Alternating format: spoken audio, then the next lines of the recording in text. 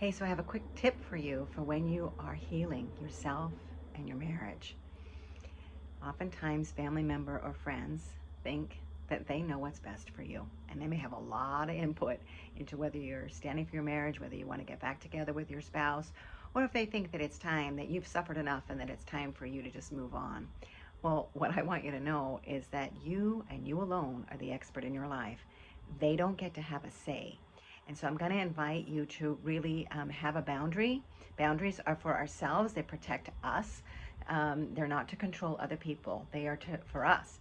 So to have a boundary around letting other people tell you what to do. Telling is always controlling. And they don't get to control your life. You get to decide in your heart if you want to stand for your marriage, if you want to heal, if you want to get coaching and take steps to be able to change yourself so that you can create the relationship and the family that you truly deserve. Only you get to decide.